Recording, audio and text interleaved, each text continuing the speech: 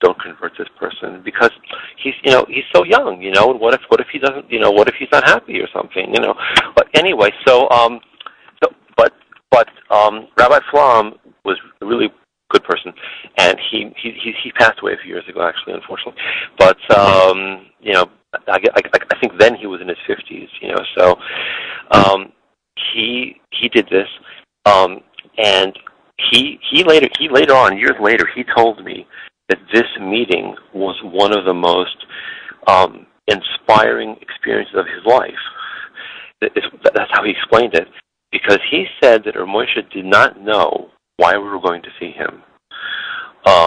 However, all the rabbis who were coming there, did know why we were going, and they were all prepared with all sorts of arguments against my conversion. They were all sure that they should not convert me at that time, at least. Rabbi Flam said he himself wasn't so sure one way or the other. And in any case, everybody arrived at Rabbi Feinstein's apartment, and Rabbi Flam told me that Rav Moshe had such an encyclopedic knowledge, of the Torah and the Talmud, the Shulchan Aruch, and so forth, that as these other rabbis who were distinguished people came out with all of their different arguments and sources and proofs and so forth. So Rav Moshe was able, just like at his fingertips, to bring out other sources and to contradict everything that they said. And Rabbi Flam said he was. I didn't understand a word they were saying. They were all sitting in a corner, like having this very excited discussion in Yiddish, and pulling books out of all the bookshelves and piling up all these books, And I didn't have the faintest idea what they actually were saying or how the discussion was going. But this is apparently what really was happening. And at the conclusion of the meeting, so Rav Moshe paskins that I should be converted immediately. They should do it tomorrow, get a beis din, do it right now, don't wait, do it, as soon as possible, and that was his decision, and that was it. You know what I'm saying? So that's what happened, pretty much. You know what I'm saying? This was about 2 weeks before Pesach, 1977. I was 16 and a half years old, and within, I guess, about a week, the conversion was done. I mean, I had been circumcised as a baby, as I think most Americans still are. So they just needed to kind of take a drop of blood. It wasn't, real surgery, wasn't that? So that was easy. And then it was just going to the mikveh. We used the mikveh New Square, actually, and that was that, you know what I'm saying? And that was my conversion, you know what I'm saying? It was really very quick, and all of a sudden I was Jewish, Now, in the meantime, my adopted parents had realized that I wasn't coming home. I mean, I think that this whole thing was kind of a stunt. My adopted mother thought she'll kick me out, and I'll have nowhere to go, and I'll come, back home, crying for mercy or something. After a few days, where am I going to go?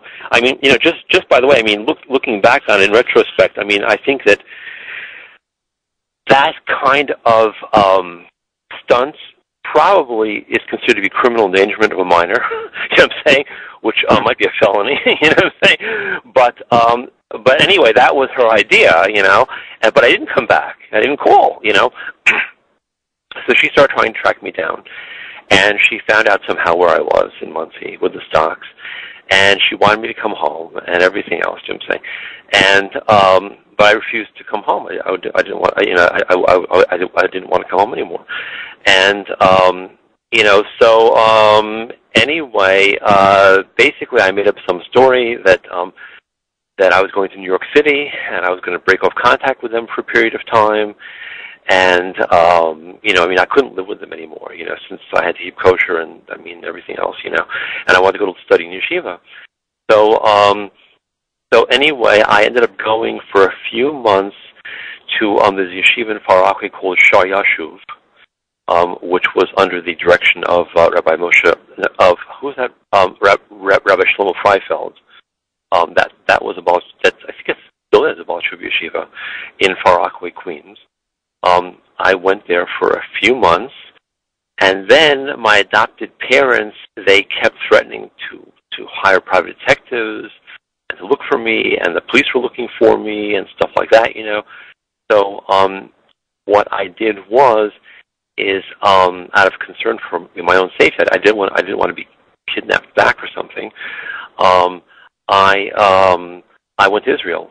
My friend Avram Stock raised money for a plane ticket. At that time, you didn't need your parents' permission or anything to fly in an airplane. I think now maybe you do at that age. How old were you when you flew to Israel? This was just a little before my 17th birthday. Okay. So I was still 16, and I got a passport, and, and I got a plane ticket, and I took off, and I went to Israel, and I lived in Israel for 9 years. I spent the whole time studying in yeshiva, and I married my first wife there, who was also Gyaris, and also American, and all that. We had a lot in common. And, I learned there. I lived for about a year in Yerushalayim, and then about 9 years I lived in Bnei Brak. And, that was kind of the golden era of my youth, Jim saying. That's how I look back on it, being in Israel, being in yeshiva, and all that. And I just loved it there. And it was really great, The only problem is that eventually my wife and I started running out of money. Your friends were helping us financially during and after our marriage. I got married when I was like almost 21, and she was 19. She was a student in Yerushalayim, my first wife. And anyway, it was really great, And on my blog, there's a photo of us in Bnei Brak together. You might want to check it out if you get a chance. And anyhow. So that was the story, and how long then were you we were running married? out of money. How long were you married? We were. Well, let me see. My first wife and I were married for 10 years. We got married in Bnei Brak, and we lived in Bnei Brak together for 5 years. And then we basically ran out of friends who were able to help us, financially. So we packed up and moved back to America in 1986. That was like around July 1986. It was like I was 9 years in Israel. And anyway, so we lived in Borough Park for 3 years. I went into computer programming. There was a school called Cope Institute, which taught computer programming in Borough Park at that time.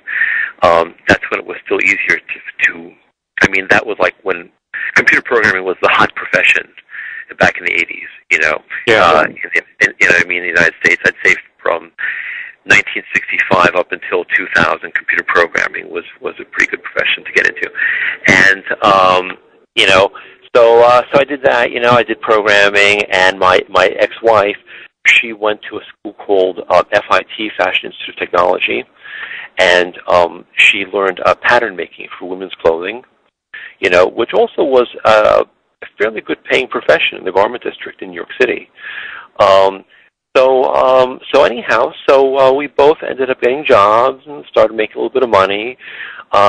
We moved up to Muncie after a few years in Borough Park.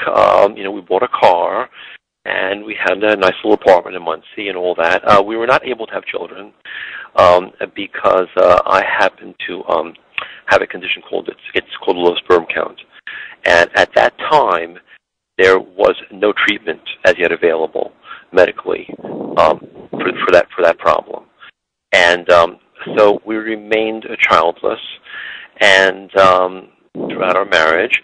And anyhow, what happened was that in 1991, after being back in America for 5 years and being married for 10 years and all that, my wife came to me one day and told me she wanted a divorce. Basically,